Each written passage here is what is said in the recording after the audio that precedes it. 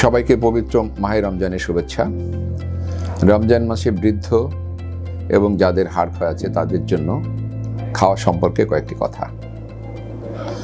আমরা সবাই রোজা থাকবো ইনশাল্লাহ। আমাদের এই বয়সে প্রচুর পরিমাণ ক্যালসিয়াম এবং ভিটামিন ডি খেতে হয়। ক্যালসিয়ামের পরিমাণ প্রয়োজন প্রতিদিন 100 মিলিগ্রাম থেকে 150 মিলিগ্রাম। আমাদের দুধ এবং দুগ্ধ জাতীয় যত খাবার আছে, বিশেষ করে দধি, পনির, এই জাতীয় যত খাবার আছে তার মধ্যে প্রচুর পরিমাণ ক্যালসিয়াম থাকে। এবং অন্যান্য সবুজ যত শাকসবজি আছে, খাবার আছে, আমরা খেজুর খাই, খেজুরের মধ্যে প্রচুর ক্যালসিয়াম আছে, বাদামের মধ্যেও আছে।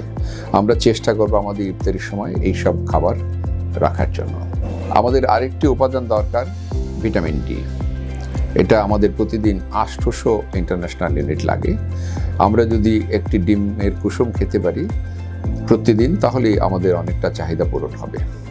এছাড়া আমাদের ফর্টিফাইড মিল্ক যদি আমরা খেতে পারি, তার থেকে আমরা প্রচুর পরিমাণ ভিটামিন ডি পেতে পারি।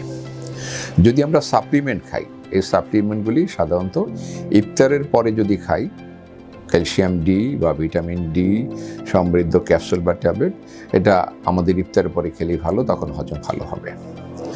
রমজান মাসে বৃদ্ধ মানুষ যাদের, তাদের প্রচুর ডিহাইড্রেশন হওয়ার সম্ভাবনা থাকে। এই জন্যেই আমি মনে করি আপনাদের 2 থেকে 3 লিটার পানি ইফতার এবং সেহরির মধ্যবর্তী অবস্থায় খাওয়া দরকার।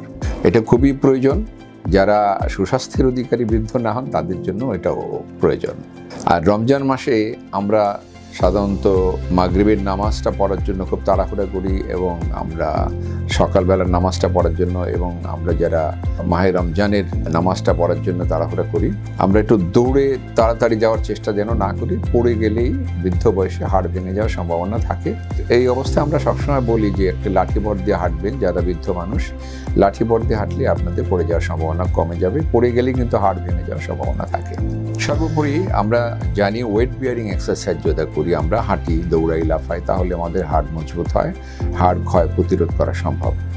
রোজার মধ্যে আমরা ইফতারির পরে বেশ কিছু সময় হাঁটতে পারি। আমরা দৌড় না দিই, আমরা ওয়েট বিয়ারিং এক্সারসাইজ করতে পারি। এবং যারা নামাজ পড়েন, যারা অনেকক্ষণ দাঁড়িয়ে থাকেন, তাদেরও কিন্তু ওয়েট বিয়ারিং এক্সারসাইজের মতো একটা সুবিধা আছে, এবং এতে হাড় মজবুত থাকবে। আপনাদের রমজান মাস শুভ হোক। সবাই সুস্থ থাকেন, ভালো থাকেন। বিশেষ করে যারা বয়োবৃদ্ধ আছেন, সকলের প্রতি সবাই খেয়াল রাখবেন। তাদের খাবার থেকে শুরু করে তাদের চলাফেরার ব্যাপারে যত্নশীল হবেন। সকলকে ধন্যবাদ।